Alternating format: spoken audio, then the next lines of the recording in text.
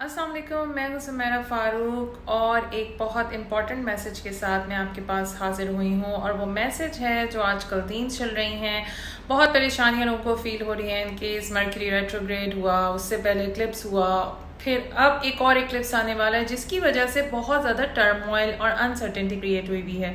तो मैं आपको हेल्प करना चाहूँगी कि किस तरीके से आप इस तमाम चीज़ों को हैंडल कर सकते हैं और किस तरीके से इन थीम्स को इफ़ेक्टिवली नेविगेट कर सकते हैं। कमिंग अप इक्लिप्स की जो सबसे पहली थीम है वो लेटिंग गो की है, यानी कि आपको लेटिंग गो सीखना होगा और कुछ चीज़ों को लेट गो करना होगा। तो लेट गो करने के लिए जो पहली चीज़ जो की है वो है कि आप चीज़ों को एक्सेप्ट करें कि अगर कोई परेशानी है तो एक्सेप्ट करें कि ये हो गया है। कोई बहुत बड़ा बिजनेस लॉस हुआ है तो एक्सेप्ट करें कि वो हो गया है। अगर किसी लव्ड वन की डेथ हुई है, सबसे पहली इंपॉर्टेंट चीज़ ये है कि हम उसको एक्सेप्टेंस दें। तो ये पहला स्टेप है लेटिंग गो की तरफ कि हम उस प्रॉब्लम को एक्सेप्टेंस दें। हम अपनी सफरिंग को बढ़ाते जाते हैं जब हम एक्सेप्ट नहीं करते कि हुआ क्या है। तो we have to focus on what is. आधे से ज्यादा लोग जो हैं पहले ऐसा होता था, काश ऐसा हो जाता, अगर ऐसा नहीं होता तो ऐसा हो सकता था, और वो ifs and buts and what if के अंदर ही फंसे रहते हैं, जिसकी वजह से उनकी सफरिंग बढ़ती जाती है। मगर क्योंकि कोई लॉस अगर हो चुका है तो अब वो हो चुका है, आपके इफ्स और बट्स से वो चेंज नहीं होगा। बिल्कुल मैं आपके दर्द को महसूस कर सकती हूँ, but at the same time I would suggest कि आप उसको एक्सेप्ट करें ताकि आपकी हीलिंग स्टार्ट हो सके। अगर आज भी आपके थॉट पैटर्न्स यही हैं कि ऐसा क्यों हुआ और मेरे साथ ही ऐसा क्यों हुआ और ऐसा नहीं होता तो हम कितना अच्छा रह सकते थे, या अगर सर्कमस्टांसेस कोई डिफरेंट होते, तो अगर आप ये सवाल करते हैं तो उन सवालों को चेंज कीजिए, क्योंकि ये सवाल आपको कहीं पे भी नहीं पहुंचा रहे और आप एक राउंड अबाउट पे गोल गोल गोल घूम रहे हैं, क्योंकि इन सवालों का कोई जवाब नहीं मिल सकता। दूसरी थीम मुझे नजर आ रही है आउट ऑफ कंट्रोल होने की, यानी इक्लिप्सेस के बीच में मर्क्यूरी रेट्रोग्रेड बिल्कुल टोटल आपको पावरलेसनेस की फीलिंग दे सकता है। तो yes, there are certain things जहाँ पे हमारा कोई कंट्रोल नहीं हो सकता। मसलन अगर किसी ने आपके खिलाफ बुरी राय कायम कर ली है तो आप उसका माइंडसेट नहीं चेंज कर सकते ज़बरदस्ती। आप स्टॉक मार्केट को ऊपर नहीं ला सकते, आप डॉलर प्राइसेस को कंट्रोल नहीं कर सकते, और आप गवर्नमेंट रेगुलेशंस को भी कंट्रोल नहीं कर सकते। तो येस, इन चीज़ों पे हमारा कोई कंट्रोल नहीं होता। जैसे कि हमारा कंट्रोल नहीं है ये एक्सटर्नल इवेंट्स पे, लेकिन हमारा कंट्रोल हमारी फीलिंग्स पर हो सकता है। हम चीज़ों को किस तरीके से रिएक्ट करते हैं। तो बहुत बड़े लॉसेस में आपने देखा होगा, बहुत सारे लोग होते हैं वो कहते हैं कि बस सब खत्म हो गया, जिंदगी तबाह हो गई और आगे तो कुछ है ही नहीं। मगर कुछ लोग होते हैं वो कहते हैं कि पहले भी ऐसा टाइम आया था, मगर हमेशा के लिए हर चीज़ नहीं होती। तो please at this time know कि ये एक टेम्पररी फेज है और ये हमेशा नहीं रहेगा। और मार्केट रिसर्च भी करें कि लास्ट टाइम ऐसा कब हुआ था और कितने टाइम में मार्केट स्टेबल हुई थी, तो इससे आपको बहुत ज़्यादा हेल्प मिलेगी।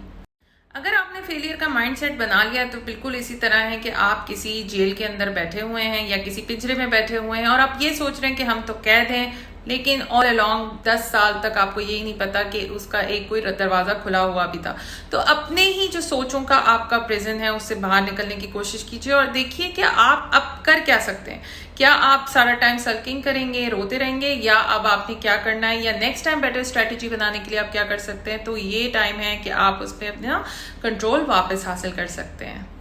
इस टाइम जब आपको कंट्रोल फील नहीं हो रहा तो कोशिश करें कि अगर आप किसी से हेल्प ले सकते हैं, किसी एक्सपर्ट से हेल्प ले सकते हैं या किसी डाटा से हेल्प ले सकते हैं तो आप वो कर सकते हैं। इसके अलावा आप अपने आप से सवाल पूछ सकते हैं कि आप afraid, what are you afraid of. आप डर किस चीज़ से रहे हैं, मेजर डर किस चीज़ का है। क्या ये सिर्फ मार्केट क्रैश था या ये आपके कोई इंटरनल फियर्स हैं जो कि अब बाहर आ रहे हैं, क्योंकि बहुत सारे लोगों को अनसर्टेनिटी और फ्यूचर के बहुत ज़्यादा फियर्स होते हैं। तो आप चेक करें कि आपका फियर या आपका जो लॉस ऑफ कंट्रोल है वो किन थॉट्स से आ रहा है और अपनी थॉट्स को मॉनिटर करें। लॉस ऑफ कंट्रोल की एक वजह ये भी होती है कि हम प्रिपेयर्ड नहीं होते, और अगर हमें कोई एक अच्छी सिचुएशन चल रही है तो हम समझते हैं कि अच्छी सिचुएशन हमेशा चलेगी। तो देखें कि आप नेक्स्ट टाइम अगर कोई ऐसा इवेंट होता है तो आप उसकी प्रिपरेशन के लिए क्या कर सकते हैं। एट द सेम टाइम आप अपने आप से सवाल पूछ सकते हैं कि what do you really want. अगर आप चाह रहे हैं कि आपकी सिचुएशन इंप्रूव हो तो आप चाह क्यों रहे हैं, किस तरीके से इंप्रूव होगी और कौन से ऐसे मार्कर्स होंगे जिससे आपको लगेगा कि आपकी सिचुएशन इंप्रूव हो गई। प्लस रियलिस्टिक होके भी सोचिए इस टाइम। एक और थीम जो आजकल नजर आ रही है वो अनसर्टेनिटी की आ रही है, यानी कि फियर ऑफ अननोन। अनसर्टेनिटी है, डिसाइडेड नहीं है चीज़ें, आपको चीज़ें पता नहीं है या वो डिसाइडेड नहीं है और वो किस डायरेक्शन में जाएंगी, ये एक प्रॉब्लम है जो कि आजकल की एक और मेजर थीम है।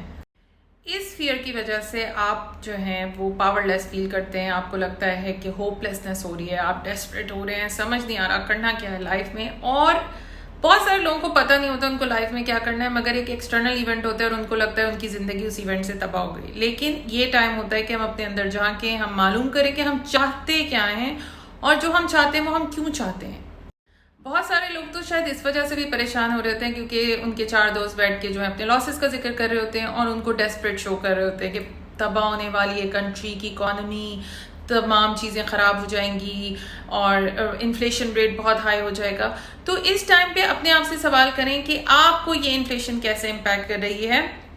इसके अलावा अगर आप इस सिचुएशन में आपका कोई दोस्त होता है तो आप उसको क्या एडवाइस देते, तो वो एडवाइस अपने ऊपर भी आप यूज़ कर सकते हैं। लास्ट जो थीम आजकल देखने में आ रही है वो आ रहा है फियर, यानी एक जनरली एक फियर और एक एंजाइटी की सिचुएशन नज़र आ रही है लोगों के दरमियान, बिजनेसेस में। और इस टाइम पे आपको आधे से ज़्यादा लोग जो है मशवरा देंगे पॉजिटिव फोकस करें, पॉजिटिव फोकस करें। लेकिन ये पॉजिटिव फोकस एक फॉर्म ऑफ एस्केपिज्म हो सकता है जिसमें आप समझें कि आपने रेत के अंदर सर डाल के रियलिटी यानी असलियत की जो सिचुएशन है उसको आप अवॉइड कर रहे हैं। फियर को बहुत सारे लोग गलत ही समझते हैं, मगर फियर हमारा एक तरह का इंटरनल गाइडेंस सिस्टम है। ये आपको वार्न करता है, ये आपको बताता है कि कब आप अपना कंफर्ट जोन छोड़ें या कोई प्रॉब्लम जो है वो क्रिएट होने वाली है जिससे आपका करंट सिस्टम डिसबैलेंस हो जाएगा।